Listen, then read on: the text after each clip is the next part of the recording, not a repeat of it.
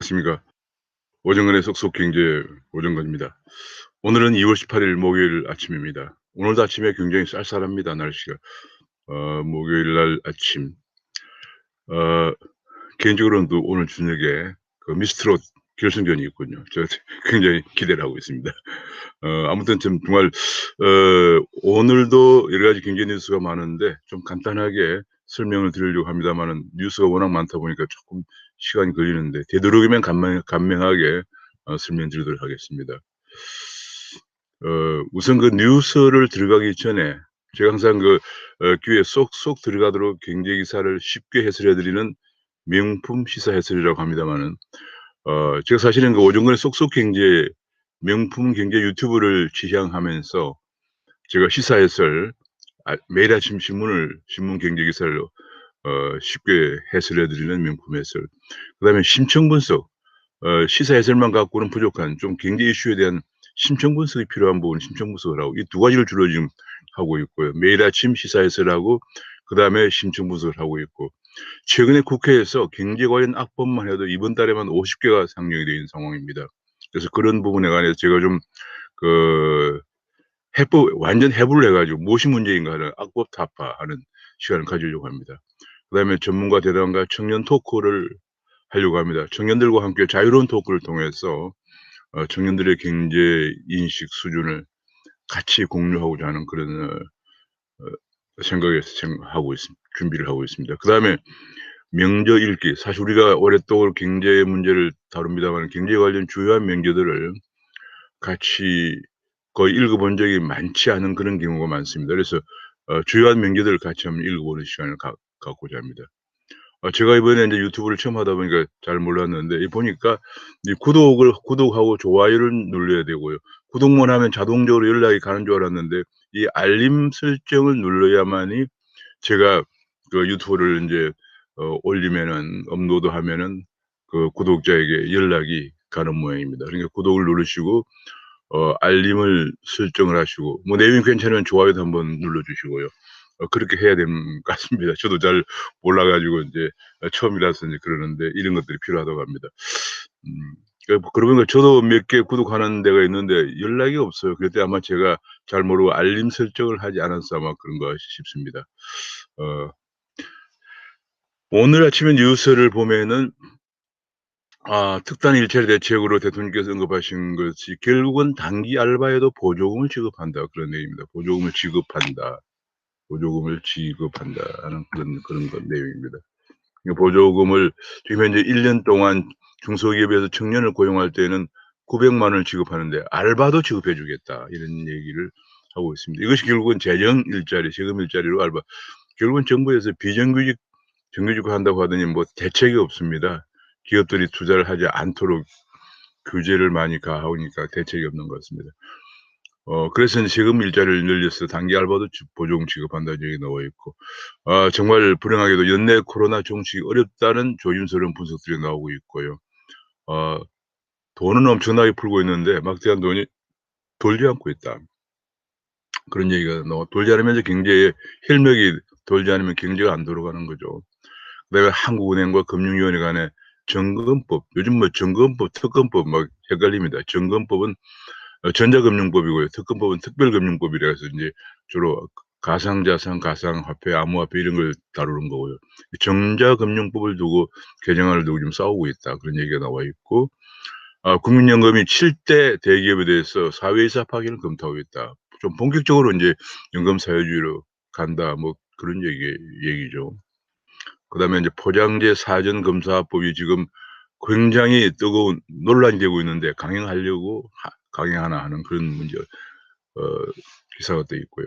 그다음에 신생에너지 정책이 굉장히 말이 많은데 그걸 확대 정책을 강행할 것이라는 얘기가 있고 드디어 인제 이낙연 대표가 18 세까지 아동 수당을 지급한다고 언급한 이후에 금년에 우선 초등학생에게까지도 아동수당을 지급한다 그런 얘기가 나와 있고요. 지금은 만 70까지 주고 있는데 인제 초등학생까지 월 10만 원씩 지급한다. 뭐 돈이 정말 엄청나게 뭐 그냥 재정 여건은 뭐 생각하지 않는 것 같습니다. 그다음에 수학 교육이 지금 무너져 가지고 고급 인력이 부족하다. 이 수학 교육은 우리가 수포자라고 그래서 벌써 이것이 뭐 한 해 두 해 된 것도 아니고 중고등학교에 수학을 제대로 가르치지 않고 수학을 포기하는 사람이 거의 2 가 된다고 합니다. 그다음에 중국 패러독스 중국을 정말 우리는 한한령이다 뭐다 해 가지고 우리는 잘 들어가지 못하고 중국 것은 제품에는 중국 제품이 한국에 많이 들어오고 이런 문제가 좀 이게 어떻게 해야 되느냐 패러독스 문제가 보도가 되고 있고요. 그다음에 실물 경제 쪽에서 지금 텍사스가 영하 20 도가 넘는 한파가 몰아치고 눈도 오고 그래서 결과적으로 지금 현재 텍사스가 있는 우리 삼성전자의 오스틴 반도체 공장이 지금 가동 중단을 했다고 합니다. 그 바람에 그렇지 않아도 부족한 세계 반도체 공급난이 심화되고 있다 그런 얘기고요. 부동산은 지금 반발에도 불구하고 현금 청산을 계획대로 시행하겠다 뭐 이런 얘기를 지금 하고 있고요. 금융 쪽에서 최고 금리를 이번 7월 1 일부터 20%로 낮추게 되는데 그렇게 되면 대부업체 오는 사람들은 가장 신용이 낮은 등급이거든요. 그런 부실 비율이 높은데 대부업체들은 타격이 크다. 그다음에 이제 산업 쪽에서 쿠팡이 여전히 미국 상장의 파장이 지금 계속되고 있고 그다음에 급증하는 온라인 쇼핑몰이 급증을 하고 있다는 것이 다시 조명을 받고 있습니다. 증시 쪽에서는 코스피가 횡보를 지속하고 있는 가운데 중국 드론 업체 이항이라고 하는 업체가 미국에 상장을 한 모양인데 그것이 서학 개미들이 많이 사기 투자를 해 가지고 투자를 했는데 그것이 알고 봤더니 기술도 없고 회사에 실체도 없는 사기 업체였다. 이런 파장이 지금 커지고 있습니다. 암호화폐인 비트코인 50,000 달러 돌파 이후에 이 암호화폐가 어디로 가느냐, 정말 암호화폐가 화폐로서 역할을 하느냐 이런 논란이 계속되고 있다는 보도가 나오고 있습니다. 그러면 하나하나 좀 간단히 살펴보도록 하겠습니다. 지금 현재 고용 스토크에 논란 정부 알바 뽑아도 보조금을 준다. 결국 이것이 뭐 문재인 대통령이 얘기했던 특단의 대책. 문재인 대통령이 요즘 특단의 대책을 많이 얘기합니다. 고용 쇼크에 대해서 특단의 대책을 주문하고요. 그다음에 무슨 뭐 주택에 대해서도 특단의 공급 대책을 주문하고 심지어는 뭐 직을 걸고 하라. 뭐 이런 얘기까지도 강하게 합니다만 결국은 일자리라고 하는 것이 기업들이 투자를 하지 않고 하루아침에 생길 수는 없습니다. 그러다 보니까 인제 어 지금은 인제 그 알바를 뽑아도 인제 보조금을 준다. 지금까지는 인제 그 중소기업이 청년을 뽑으면은 연간 900만 원까지의 보조금을 지급해 왔고요. 또 최근에는 고용유지지원금이라고 그래서 이미 고용되어 있는 사람은 또 고용유지지원금이라고 그래서 임금의 90%를 정부가 보전해 왔습니다. 그래서 사실 우리가 이번에 코로나 위기 기간이 인제 1 년이 좀 1 년이 다가옵니다마는 그 기간 동안에 거의 중 정부의 재정에 의해서 일자리를 유지해 왔습니다. 이미 고용되어 있는 사람들은 고용유지 지원금을 임금의 90% 까지 지급을 했고요. 또 인제 새로 고용하는 사람들에 대해서는 연간 900만 원씩 임금을 지원해 했습니다. 그런 과정에서 재정이 정말 너무 인제 상황이 심각해지고 있기 때문에 있습니다. 이번에 인제 알바도 이런 임금을 지급한다, 보조한다 그런 얘기입니다. 문제는 재정이 견뎌낼 수 있느냐. 재정 못 견디면 재정 위기가 오면 말짱 도루묵이라고 하나요? 그리스 같은 경우 2011 년도에 2008 년도에 글로벌 금융 위기가 왔는데 그것을 극복하느라고 재정을 많이 쏟아붓고 하면서 결국은 2011 년에 재정 위기가 오는 바람에 더 큰 충격을 그래서 경제는 물론이고 국민들에게 갖다 주었죠. 그래서 항상 그런 범위 내에서 움직여야 됩니다. 무조건 많은 게 다다익선이 아니고 재정은 다다익선이 아니고 그 위기가 일어나지 않는 범위 내에서 재정을 최대한 운용하는 그런 방식으로 가야 됩니다. 그래서 인제 이렇게 하는 것은 실업자로 머무는 것보다 비정규직을 늘리나 하는 비판을 감수하고 고육주책으로 한다 그런 얘기. 지금 문 정부가 들어서 제일 먼저 내세운 게 문 대통령이 취임하자마자 간 게 인천국제공항이죠. 비정규직을 정규직화 시킨다. 지금까지도 완벽하게 해결 안 되고 난리고 공공기관에 지금 수천 명을 그런 식으로 알바나 비정규직 있던 사람들 정규직화시키는 바람에 새로운 청년들이 시험 준비를 했던 청년들이 절망에 빠지는 그런 일이 많이 발생하고 있는 상황이고요. 근데 지금 또 이 정규직을 알바로 또 뽑도록 정부에서 임금을 지급한다고 합니다. 결과적으로 이게 우리가 이제 1990 년대에 독일에서 겪었던 일이에요. 독일에서 그 당시에 독일이 통합한 다음에 동독에 엄청난 재정이 투입돼야 되는데 그 바람에 서독 경제가 통일 독일이죠. 그때는 독일 경제가 워낙 침체하면서 일자리가 너무 고용 문제가 심각해지자 고용 촉진법이라는 걸 만들었는데 그 고용 촉진법의 내용이 뭐냐? 단기 알바나 비정규직을 많이 만든다. 단기 일자리를 많이 만들어서 일단은 실업자로 놔두지 않고 일을 하게 한다. 그런 얘기예요. 왜냐면 실업자로 1-2년 지나 버리면은 그 사람들이 재취업이 안 됩니다. 취업이 안 돼요. 신규 취업이 힘듭니다. 그래서 일단은 일자리에 어 안에 머물고 있어야만이 나중에 정규직으로 전환도 되고 경기가 좋아지면 일자리를 갖게 되는 거거든요.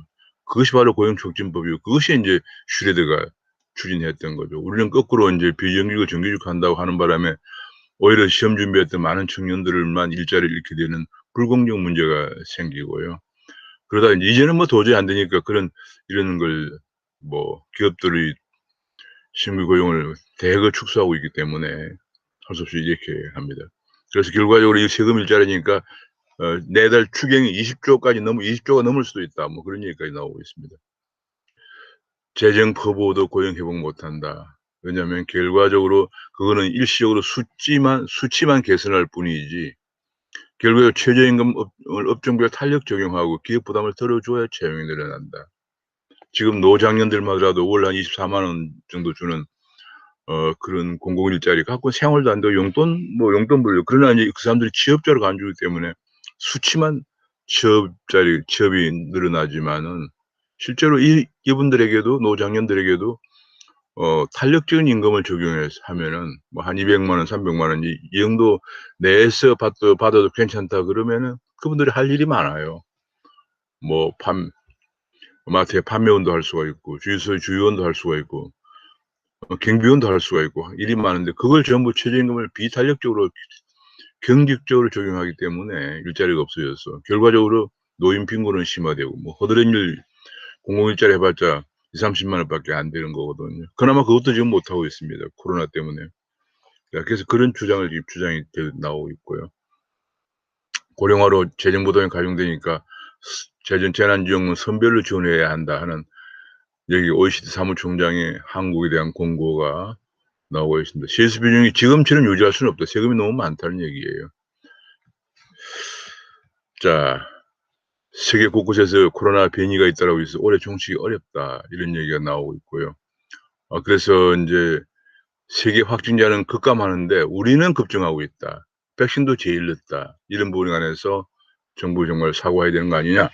K-방역 자랑 그만하고 이제 뒤늦은 백신 접종 사과해야 되는 거 아니냐는 그런 주장이 나오고 있습니다. 한국은 이 기초 과학에 대한 연구가 워낙 뒤진 사회입니다. 우리나라가 참 정말 안타까운 게 금방 그냥 효과가 나타나는 것만 많이 열심히 하는데 기초 과학은 제대로 안 돼서 그게 이제 소부장 문제죠. 소부장이라는 게 이제 소재 산업이라든지 이런 거 부품이라든지 이런 장비 이런 것들에 대한 투자나 이런 연구가 부족해서 백신도 마찬가지로 우리가 굉장히 뒤지고 있다. 인력이 태부족하다 그런 얘기고요. 어 여기에 대통령은 자신의 명운을 걸지 않나. 왜 대통령 자신의 명운은 걸지 않나. 장관들 보고 계속 인제 직을 걸고 명운을 걸고 그렇게 얘기합니다. 아까도 그 앞에서 봤지만 고용이라든지 주택 같은 데 그래 가지고 그런 얘기를 많이 합니다마는 이 대통령은 왜 그러지 않냐는 얘기입니다. 이 얘기를 좀 하는 이유 보면 인제 위안부 한일 합의 박근혜 대통령 때 아주 어렵게 성사시켜서 재단까지 만들었던 일본에서 자금을 대 가지고 그 재단을 만들었죠. 그걸 다 무효화시켜 버렸습니다. 무효화시키고 국민 정서를 자극해서 선거에 이용하고 심지어는 한국에서 일본하고 좀 우호 관계를 개선해야 된다고 하는 사람들을 토착 외국어라까지 몰아붙이기도 했습니다. 정말 끔찍한 일입니다. 우리나라 사람들에게 정치적으로 왜 이렇게 국민 정서를 장악해서 정치적으로 이용하려고 하는 이제 토착 왜곡 이런 말을 어떻게 그런 말을 할 수가 있습니까? 그런데 이제 그렇게 하다가 지금은 반성도 안 하고 관계 복원에 나선다 이런 얘기를 했는데 정말 실체적으로 그렇게 하려고 하는 것인지도 좀 모르겠지만 이런 무책임한 정치공 공학을 국민들이 다 인제 알게 됐다 그런 얘기예요. 왜 이것이 왜 중요하냐면 지금 우리가 이제 한일 관계가 안 되면은 한미일 동맹도 문제가 되고요. 지금 바이든의 통상 정책에 따라서 우리가 CPTPP라고 포괄적 태평양 동반자 경제 협정에 가입해야 되는데 그것이 일본이 주도하고 있거든요. 거기도 가입 못하면 우리는 외톨이가 됩니다. 좀 그런 문제가 있습니다. 외톨이 오직 중국이 주도하는 RCEP이라고 RCEP이라고 해서 지역 동반자 협정이 있는데 거기에 우리가 가입해 있는데 그럼 우리가 완전히 중국 쪽에 편입이 되는 거죠. 자 그런 문제가 있는데도 불구하고 이렇게 정치적으로 그동안에 이용을 하고 난리를 피웠으면은 '대통령의 자신의 명운은 왜 걸지 않나.' 이런 주장입니다. 아 돈이 많이 풀렸는데 이게 인제 M2 기준으로 지금 3,070 조가 풀렸다고 합니다. 작년 말 기준으로 M2가 3,070 조인데 돈이 안 돈다. 한마디로 통화의 유통 속도가 떨어진다는 얘기죠. 통화의 유통 속도가 떨어지는 것은 통화 유통 속도는 사회 제도적인 요인에서 결정됩니다.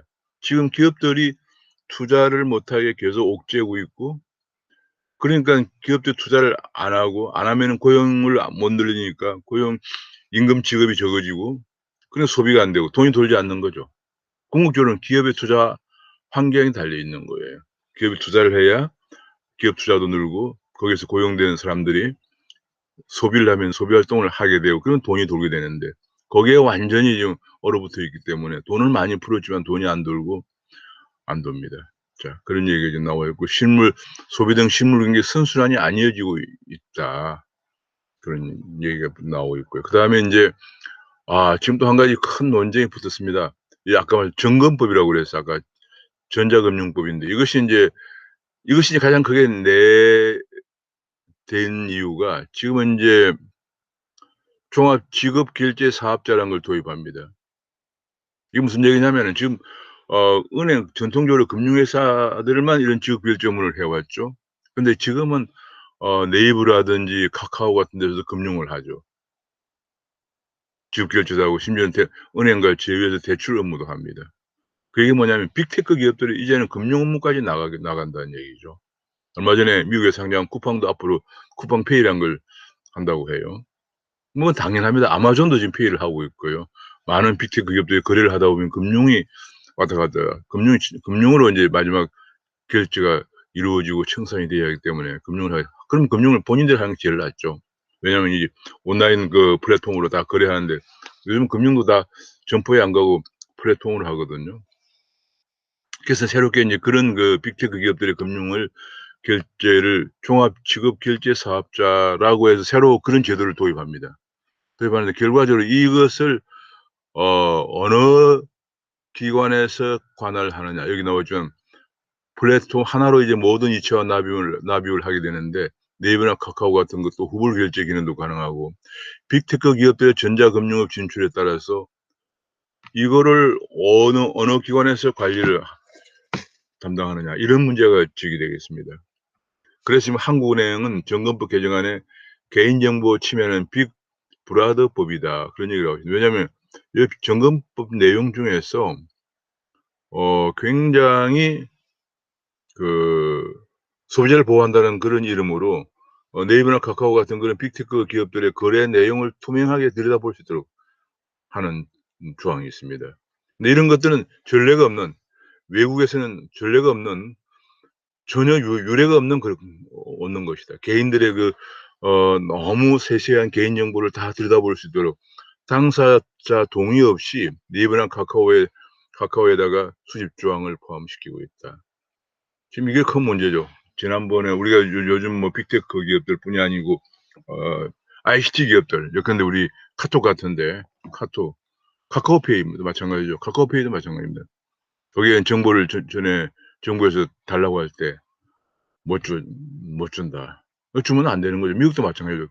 미국도 뭐 어 페이스북이나 구글이나 뭐 다 그런 얘기가 적용되어 있습니다. 왜냐하면 이게 사람들이 전부 다 이제는 그런 빅테크 기업을 통해서 톡도 하고 한마디로 소셜 네트워크도 하고 그리고 금융 거래도 하기 때문에 이걸 다 정부가 갖게 되면은 정부가 그야말로 명명백백하게 전부 투명하게 개인의 정보를 들여다보게 되는 거죠. 한마디로 개인의 정보를 들여다보고 다 빅브라더스가 되는 거죠. 빅브라더스. 지금 그렇지 않아도 우리나라에 지금 지난번에 개인정보보호법과 그다음에 인제 전자금융법 그다음에 인제 정보통신에 관한 법 뭐 이 3 가지가 있습니다. 그걸 전부 통합해서 법을 개정했는데 제가 걱정하는 것은 그게 읽어 보면은 상당 부분이 지금 벌써 거기에 그게 인제 전자금융법은 금융에 관련된 정보를 다 관할하는 거고요.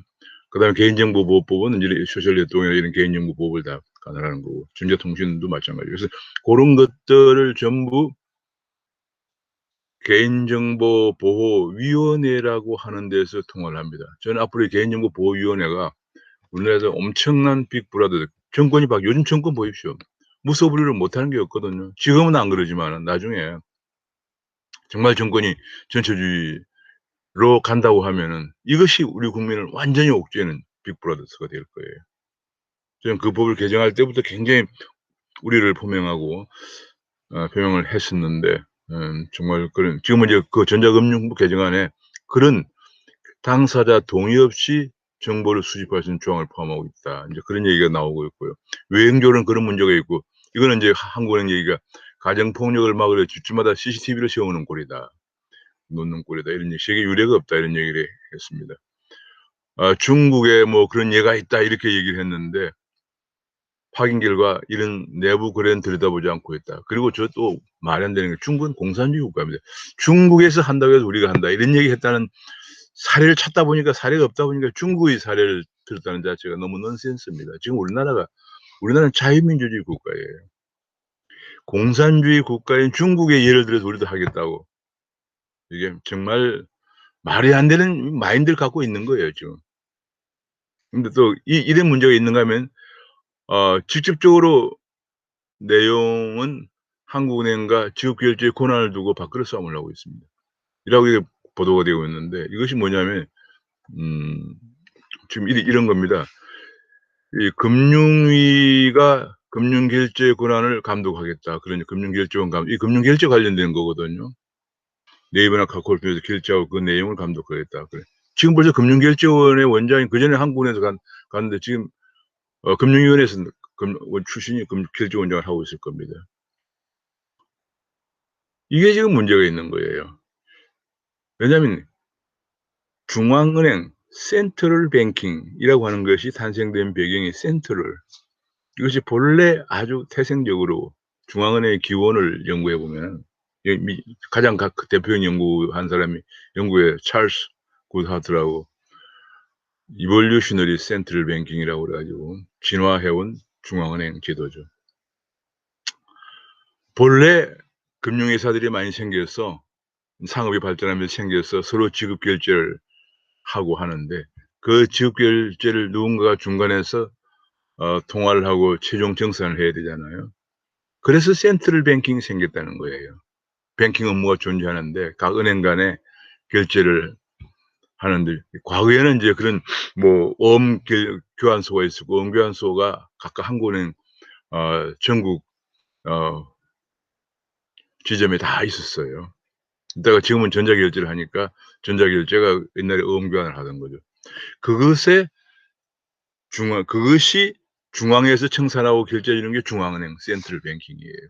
중앙은행의 본래가 지급 결제 바탕으로 탄생한 거예요. 그러다가 거기서 인제 돈을 좀 더 많이 공급해 주고 돈을 좀 더 많이 흡수하고 하니까 통화 정책이 나온 거예요.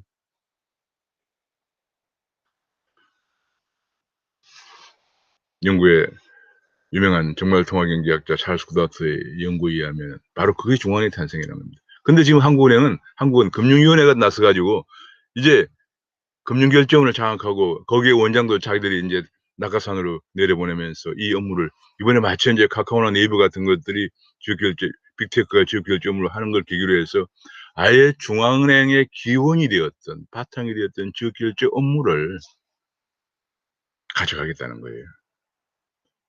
제가 금융위원회가 좀 더 자세하게 하면 다뤄야 되는데 한국에서 IMF가 왔을 때 IMF의 가장 큰 문제가 금융 정책을 독식하면서 좌지우지하고 있던 그 당시에 재정경제원 금융정책과 금융정책국이 문제였다고 그랬어요. 그래서 재정경제원이 해체된 거예요.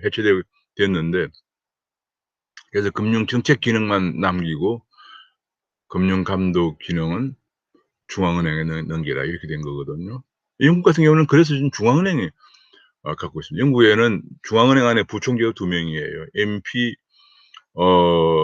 MPA Monetary Policy Authority라는 걸 담당하는 부총재, 그다음에 FSA Financial Stability Authority 담당하는 부총재 2명이 있습니다. 마치 영국의 FSA를 독립된 기관으로 생각하는데 영란은행 부총재가 담당하고 있는 거예요. 우리는 지금은 이제 그랬는데 그 금융위원회 금융 IMF와 MOU를 체결해 가지고 양해각서를 체결해서 IMF의 구제금융을 받는 대신에 재정경쟁을 해체하고 그동안에 무서부리의 권한을 행사해서 부실금융을 많이 양산한, 정치금융을 양산한 재정경쟁을 해체하고 금융에 대한 감독 권한을 독립적이고 중립적인 중앙은행에 맡겨라 이렇게 된 건데, 슬그머니 금융위원회를 만들어서 지금 이렇게 무서부리의 권한을 행사하더니 드디어 중앙은행의 바탕이 되어 있고 역사적인 기원이 되어 온 지급 결제 기능까지도 내놓으란 얘기예요. 제가 늘 가끔 얘기합니다만 우리나라 공무원은 적으면 적을수록 좋아요. 규제를 많이 하고 규제를 하고 퇴직하면 낙하산 가려고 하는 이런 문제가 있기 때문에, 유럽 같은 데 제가 독일에도 여러 번 출장 영국에도 많이 가 보고 했지만 거기에 국장급 공무원들은 다 머리가 허였습니다. 그게 마지막 그거예요. 거기에 낙하산을 갈 생각을 안 해요. 마지막 거기 정년까지 있습니다. 그리고 정무직만 임명이 되는 거예요. 근데 우리는 정무직도 말할 것도 없고 보통 국장들이 50전 후에 돼 가지고 50전 후에 전부 낙하산으로 내려오려고 합니다. 그러니까 이게 규제를 안 내놓는 거예요. 그러다 보니까 이제 규제가 없는 것도 지금 막 뺏어가는 겁니다. 금융결제원도 인제 금융위원회에서 원장을 내려보내고, 자금중개하는 한국자금중개인가 그것도 그 사장도 금융위에서 내려가고 금융위에서 아마 내려갈 겁니다. 참 그런데 우리 공무원들 더 늘린다고 하니 저 어이가 없습니다. 공무원 자체가 국가를 위해서 헌신하는 그런 분들도 많기 때문에 나쁘다는 건 아니고, 그것이 과도하면 규제가 많아지고 이런 문제가 생기기 때문에 문제가 있다, 그런 얘기예요. 자, 그리고 또 한 가지 금융 얘기가, 이번 문 대통령의 공약에 의해서 이번에 대부업체 금리를 7 월부터 최고 금리를 20%로 낮춘다고 합니다. 그러면 인제 대부업체라고 하는 것은 대체로 어 신용 등급이 낮은 사람들이 대출하기 때문에 부실 비율이 높습니다. 그럼 20% 받고 부실 비율이 높은 걸 고려하면은 운용을 할 수가 없다는 얘기죠. 그래서 지금 큰 문제인데, 문제는 대부업체도 문제지만은 여기에 그러면 대부업체 대출 못 받는 사람이 더 늘어나면서 이 사람들이 어디로 갑니까? 대부업체 금리는 지금 한 3-4%예요. 지금 이 4%가 최고금리니까 3-4%인데 그것도 과거에 비하면 굉장히 대출 잔액이 줄어든 건데, 이걸 20% 낮추면 더 많은 사람들이 인제 대부업체 대출을 받지 못하고 연간 100% 200% 심지어는 1000%까지 되는 불법 사채 시장으로 가게 됩니다. 한번 불법 사채에 빠지면은 1000만 원 빌리는데 연간 이자만 1000만 원, 2000만 원을 내야 되니 그걸 갚을 길이 없는 거죠. 그래서 심지어 포기하고서까지 쓰는 그런 일이 발생하는 불법 대부업체로 빠지면서 완전히 가게가 파탄됩니다.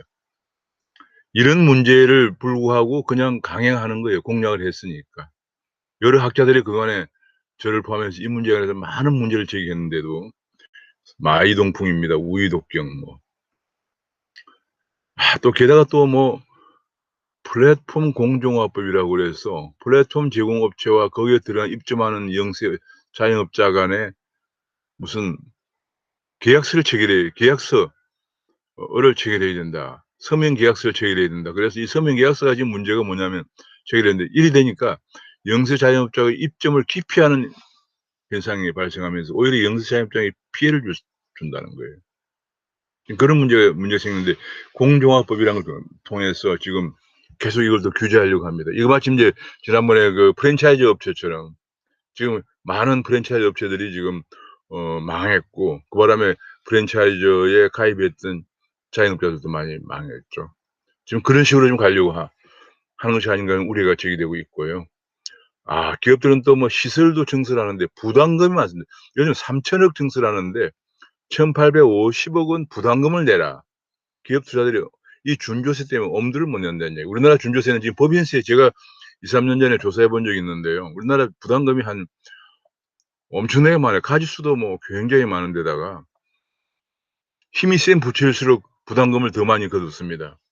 그래 가지고 법인세의 거의 한 25% 정도를 내고 있어요. 그러니까 우리나라 법인세가 최고 세율이 어 35% 내죠. 35% 에다가 그것에 한 30% 그러면 삼성 10%. 이거 이 남는 이익의 45% 50% 정도가 그냥 정부가 다 가져가는 거예요. 준조세, 이게 준조세죠.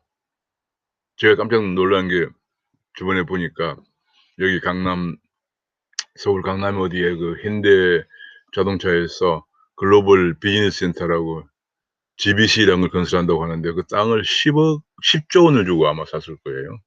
근데 지난번에 서울시하고 계약한 거 보니까 언론에 보도된 거 보니까 기부 체납하는 것만도 1조 몇천억이에요. 그냥 서울시에서 가져가는 기부 체납이 1조 몇천억이에요.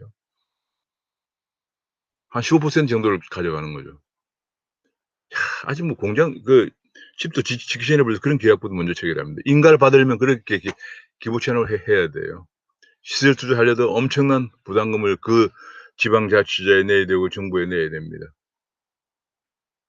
심지어는 뭐 지난번에 언젠가는 뭐 안성시 같은 데서는 평택에 삼성 반도체 공장이 들어오는데 안성시에 뭐 중소기업 공단을 만들어 달라 이런 것까지도 얘기하고 있는 상황이고요. 뭐 어마어마합니다. 이게 그래서 기업들이 우리나라에 도무지 일을 할 수 있는 투자할 수 있는 엄두가 안 난다 그런 보도가 나오고 있습니다.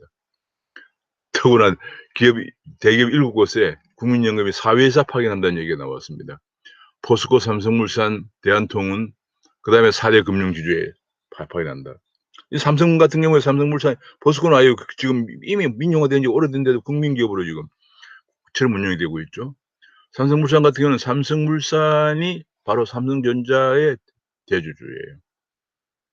사실은 이재용 부회장 지금 감옥에 있는 이재용 부회장이 삼성물산을 통해서 또 다른 것 루트도 있지만 상당 부분 삼성전자를 지배하고 있는데 요게 국민연금이 사회이사로 들어간다는 거죠. 본래 삼성전자의 지분의 10% 정도를 국민연금이 보유하고 있어요. 그렇지 않아도 삼성전자가 지금 이렇게 붕 뜨면은 지금 뭐 완전히 이제 이번에 상법 개정안, 공정거래법 개정안 이런 거 그다음에 삼성생명법이라고 하는 보험업법 개정안 이런 것들이 동시에 삼성전자를 압박하고 있는 거거든요. 삼성전자 지배구조를 압박하고 있는 건데 더 이번에 뭐 그런 과정에서 저는 그래서 이게 뭐 삼성전자 우리나라에 제일로 먹거리가 좋은 삼성전자를 지금 너무 많이 뜯어 먹으려고 좀 달리게 되는 그런 모습을 보여주고 있는 것이 아닌가 하는 걱정까지 하고요. 좋게는 좋은 말로는 기업 경영 지배구조의 투명성을 제고한다 이런 얘기하지만 지금 삼성전자가 너무 잘하고 있습니다. 자 그런데 불구하고 지금 현재 여기 사회이사를 파견한다고 그러고요. 합니다. 거기다가 뭐 이주영 부회장까지 앞으로 형을 만기 출소한 경우도 5년 동안 복귀하지 못한다. 업무에 복귀하지 못한다. 이런 또 헬스까지 법무부 통보했다고 그러고 정말 엎친 데 덮친 격입니다. 세계에서 1등 기업으로서 전 세계에서 러브콜을 받고 있고 텍사스 오스틴 같은 데서는 뭐 앞에 삼성 반도체 그 도로까지 앞에 공장 앞에 삼성로라고 이름을 붙여주고 있고 중국 시안에서 시진핑 직접 나서서 유치해 가고 있고요. 베트남 같은 데서는 20년 동안 법인세도 면제해 주고 있어요. 이런 회사에 대해서 우리나라는 본래 이게 누가 한 어디서 잘 된다 그랬으면 너무도 그걸 뜯어먹으려고 하는 사람 너무 많아요. 어느 동네에 한 부자가 있다고 칩시다. 견디질 못해요. 안 주면 안 되죠. 다 같이 열심히 해서 다 부자가 될 생각을 해야 되는데 참 안타깝습니다. 어쨌거나 이 국민연금이 완전히 본격적으로 연금 사회주의로 가는 것이 아니냐는 그런 우려가 대두가 되고 있습니다. 이게 포장재 사전 검열을 한다는 걸 많은 우려가 제기되고 있는데 이 한정에 본래 노동운동하는 사람이죠. 환경부 장관에 대해서 반드시 가야 한다 이렇게 못 박았다고 합니다. 대상 기업만 10만 곳이 되어서 제품의 경쟁력이 떨어지고 소비자 부담이 늘어날 테니 지금 현재 비대면 경제 시대에 어떻게 하겠다는 것인지 모르겠습니다. 차라리 아무것도 안 하는 게 좋겠다. 포장재 전수검사법이 무슨 말이냐. 차라리 아무것도 하지 말라. 아까 제가 앞에 공무원 얘기했지만 정말 우리 특히 공무원 중에서 정치 출신 공무원들 정말 아무것도 하지 않는 게 좋다. 그런 얘기가 나와 있고 오죽하면 이런 얘기가 나왔겠습니까. 그다음에 인제 유가가 뛰자 미국 국채 금리가 벌써 올라가고 있으면서 인플레이션 신호탄이냐 하는데 얘기가 나와 있고요. 계속 탈석탄하면서 원전 보상에 세금 투입하고 신재생 에너지 확대를 굳히고 있다. 그런 얘기 나와 있고 지난번 48조 원의 신안 앞바다에 태양광 해상 풍력 발전에 의해서 새만금의 태양광도 5조 8천억을 투입해서 상반기에 착공한다. 뭐 이런 얘기가 정말 재정이 끝이 없습니다. 그래서 인제 드디어 원전 석탄을 제치고 가스 발전이 더 비용이 늘어났다 그런 얘기예요. 근데 그 가스 발전이 이제 원유 가격이 올라가면 LNG 가격도 올라가고 이 비용을 어떻게 감당할 것인지 전기값이 올라가면 모든 산업의 경쟁력이 떨어지는 거예요. 그 한 가지 문제는 LNG를 도입하는데 이게 또 큰 문제입니다. 지금 여당에서 과거 지금도 추진하고 있는지 모르겠습니다. 모든 게 지금 대부분 문제가 지금 상당히 모두 베일에 가려져 있고 뭐 그러다가 하나하나씩 드러날 때마다 국민에게 충격을 주고 있는데 과거에 그 북방 정책을 주도했던 북방정책위원장 뭐 이런 여당의 고위급 국회의원 얘기가 "러시아의 LNG를 북한을 통해서 들여온다." 그런 얘기예요. 북한에서 LNG 가스관을 매수해서 가져온다. 이런 얘기까지 해서 저는 정말 이거 완전히 뭐 북한에서 우리 에너지원을 어 어 완전히 목을 쥐고 있도록 해 주는 거 마찬가지거든요. 참 이게 이런 얘기들이 발상들이 나온다는 자체가 너무 기가 막힙니다. 그런 과정에서 LNG의 어 발전 비중이 이제 커지고 있다는 보도가 나오고 있고요. 노동 문제가 특히 그 우리나라 임금이 너무 비싼데 여전히 호봉제 때문에 문제가 있다. 생산성을 고려한 보상 체계를 정립하는 게 필요하다는 표현이 나와 있고 이런 문제를 해결하는 사람이 영국의 대처죠. 그래서 아침 신문에 대처의 노동계획 리더십을 완전히 영국병이라고 했어요. 영국병이라고 하는 것을 치료한 대처의 리더십을 생각한다. 제가 80년대 초에 영국에 유학할 때 마침 그때가 1년 동안 영국의 그 가장 강한 노조가 광산 노조죠. 광산 노조들이 1년 동안 파업을 했습니다. 그 당시에 인제 에너지가 석탄에서 인제 다른 거로 인제 전환되면서 석탄이 남아돌 왔어요. 그래서 그 인제 남아돈 석탄을 비공한다고 했을 때 했는데 노조들이 "안 된다." 막 파업을 했죠. 석탄을 쌓아두면서 "안 된다." 파업을 했죠. 1 년간 끌었는데 정말 강력한 대체 리더십. 우리나라에서 상상도 못 해요. 대체의 그 리더십. 제가 TV 중계를 통해서 보니까 그 파업 현장 탄광 현장에 대체가 직접 가서 아니 이 4-5 미터 안 돼요. 한 3-4 미 2-3 미터밖에 안 되는 속에서 노조위원장과 설전을 벌입니다. 왜 이것이 우리가 재정으로 계속 쓰지도 않는 탄을 하면 안 되느냐는 문제를 가지고 참 정말 대단한 설전을 벌이는 그런 장면도 있고요. 그 당시에 아스 스카기라고 하는 사람이 영국의 그 노조위원장인데 그 노조위원장이 그 탄광 파업을 주도했었는데 결국은 1년 만에 그 당시 아스 스카기라고 하는 사람은 거의 영국의 수상들을 갈아치우는 사람이에요. 그 아무도 노조의 그 비위를 거스르려는 수상을 보수당이건 노동당이건 견디지 못한 그런 상황이었는데 대체가 그걸 해결하면서 철의 여인으로 등극을 해서 영국을 회생시켰습니다. 그리고 인제 중고생도 이거 중학생뿐이 아니고 중고생도 아동 수당을 받나 이런 얘기가 나왔네요. 이낙연 대표가 한마디 하니까 금방 지금 그런 얘기가 나왔습니다. 야 이거 뭐 참 이게 중고생이 아동이냐?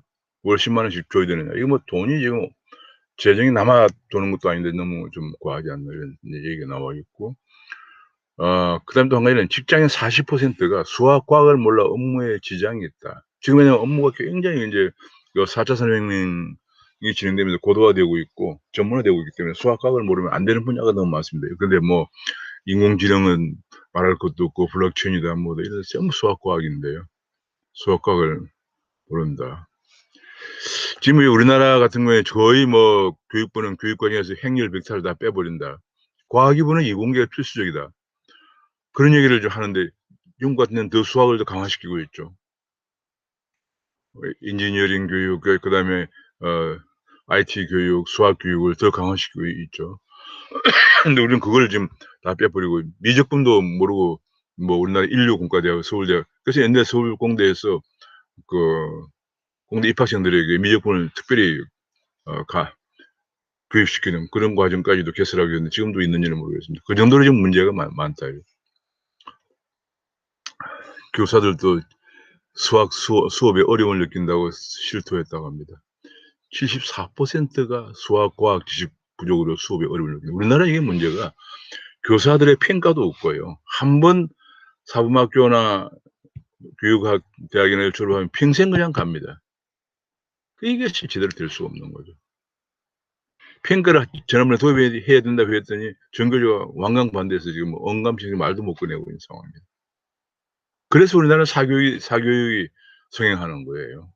공교육에서 제대로 배울 걸 배우지 못하니까 사교육이 성행하고 특히 인제 해외 유학이라도 가려고 하는 보내려고 하는 부모들은 자녀들을 전부 사교육에서 배워서 갑니다. 지금 학교에서 뭐 예능을 제대로 가르칩니까? 수학을 제대로 가르칩니까? 학교에서는 뭐 이념 편향기고 그런 것만 가르치고 뭐 다 그렇다는 건 아니지만 대부분 다 그런 문제가 있지만 다 사교육에서 예능도 배우고 체육도 배우고 그다음에 수학도 배우고 다 그렇게 영어도 배우고 심지어는 말이죠. 참 몇 년 전에 강남의 어느 학교에서 음악 실기 테스트를 보는데 실기 악기 인제 테스트 시험을 보는데 학교에서는 전혀 가르치지도 않은 것들이에요.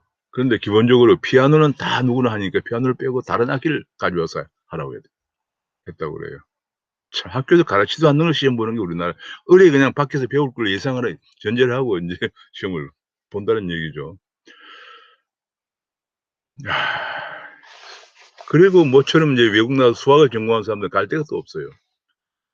정말 중요한 사람들인데 갈 데가 없어요. 제가 한 2-3년 전에 어느 우리나라에 지금 굉장히 유명한 대기업이 됐는데 대기업의 대표하고 얘기를 나눈 적이 있었는데 너무 우리가 자기들이 그 하는 게 IT 사업이에요. IT 사업에서 수학자가 필요한데 우리나라 수학자가 너무 냉대를 받고 있어서 "수학 박사들이 돌아오면 갈 데가 없다.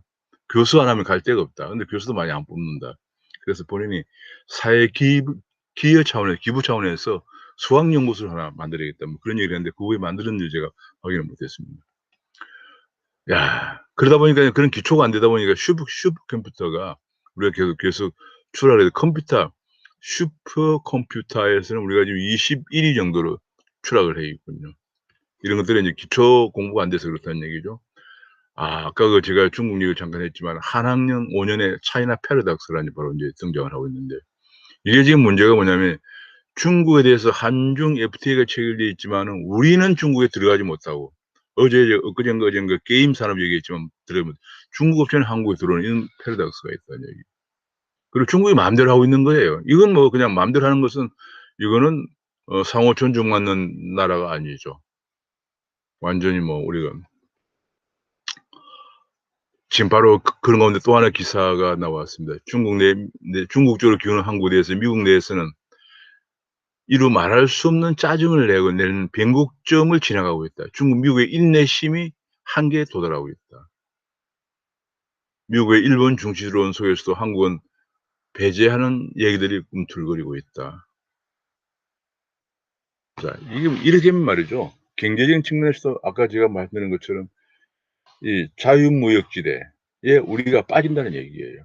그럼 우리는 그냥 중국의 예속이 된다는 얘기죠. RCEP만 가입해 있고요. 안 그러면 외톨이가 되거나 이러고 우리가 앞으로 경제를 운영해 나갈 수 있느냐는 그런 문제가 제기됩니다.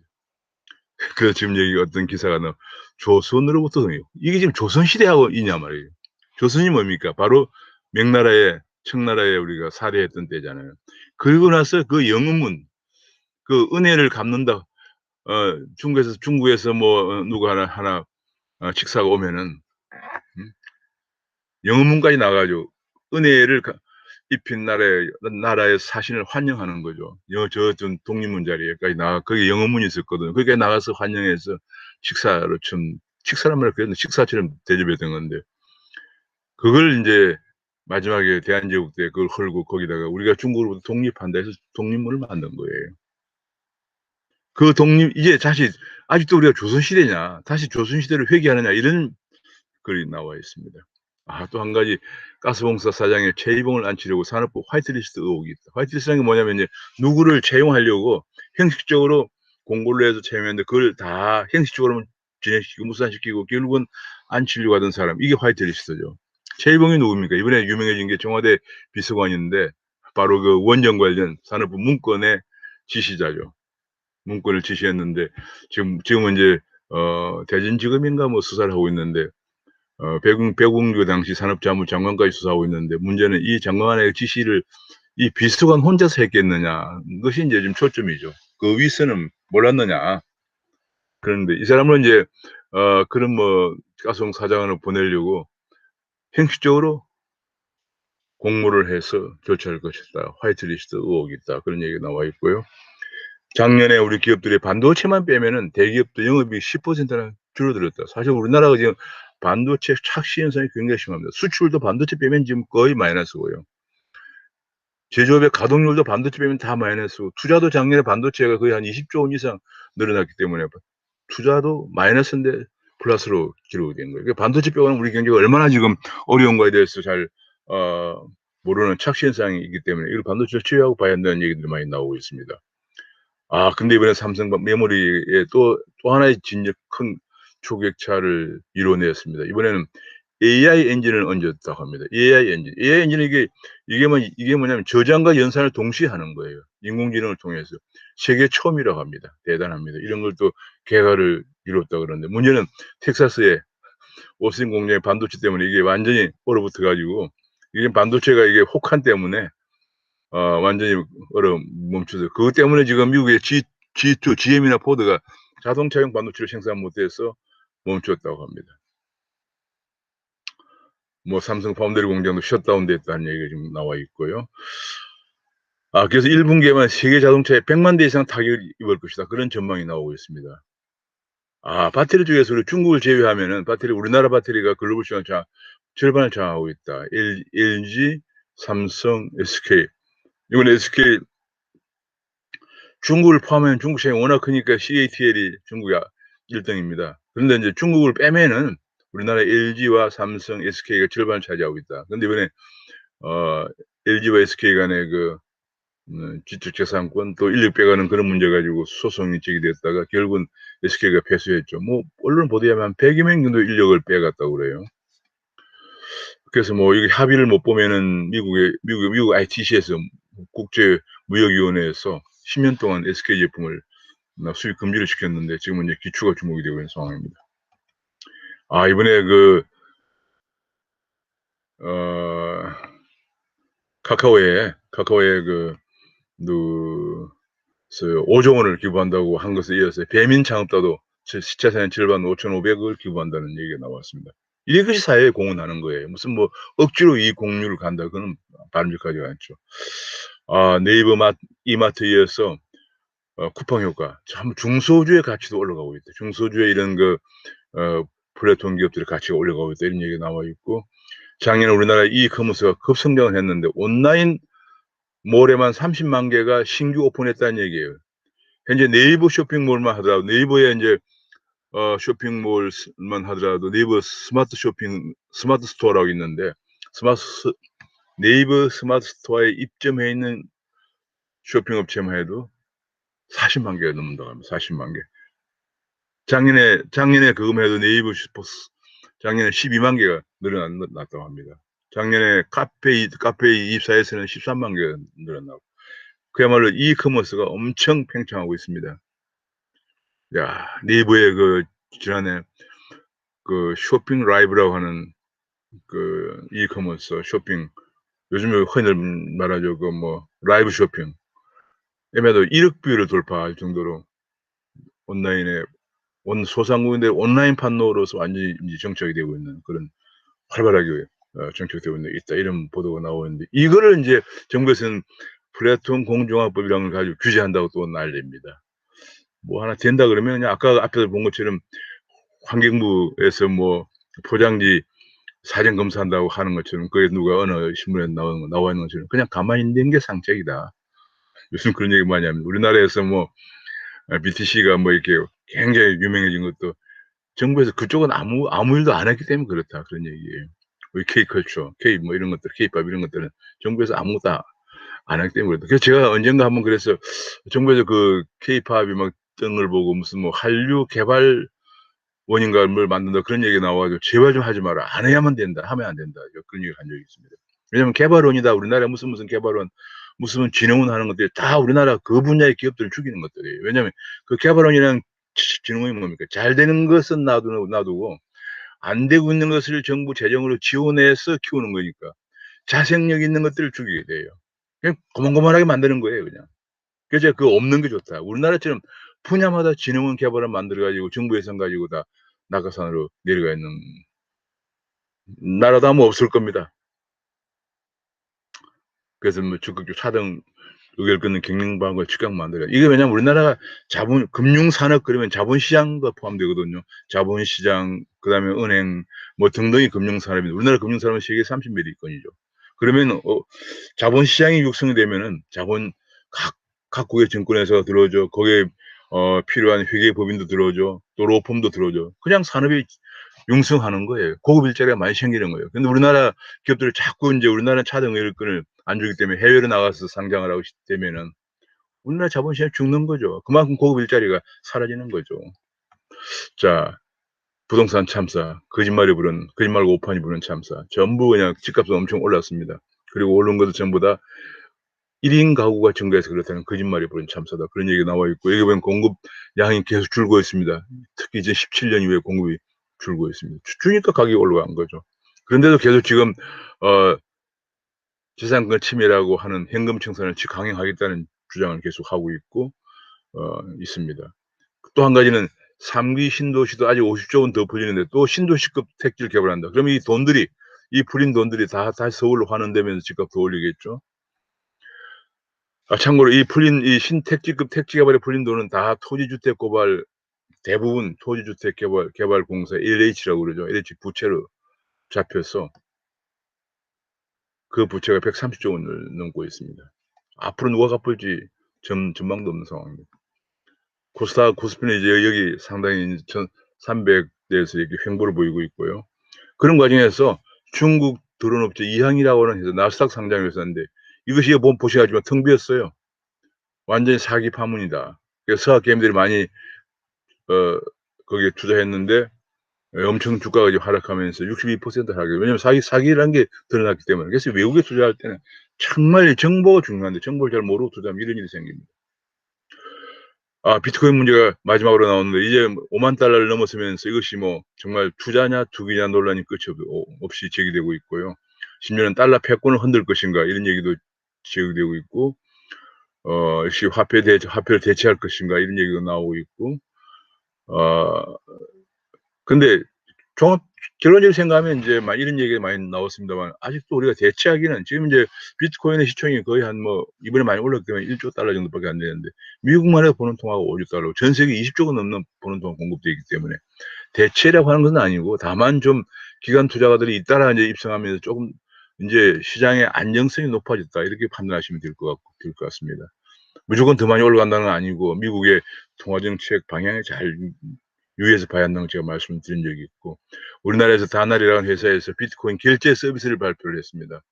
앞으로 앱을 통해서 편의점도 6만 곳에 사용한다고 하면서 다날이 상한가를 치고 있다 그런 얘기가 나와 있고 내년부터는 인제 비트코인에서 번 돈이 20% 세금으로 내게 된다. 인제 그런 얘기가 나와 있습니다.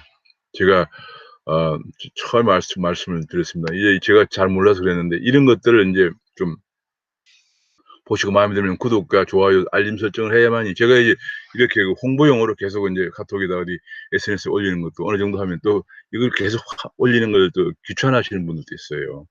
계속 카톡 뭐 이런 게 많이 오니까.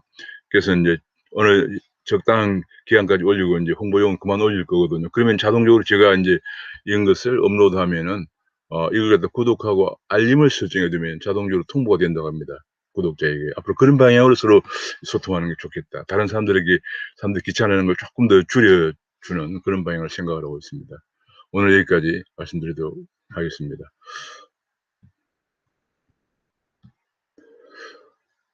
감사합니다. 자 오늘 여기까지 이제 말씀드리고요. 또 내일 아침에 뵙도록 하겠습니다. 감사합니다.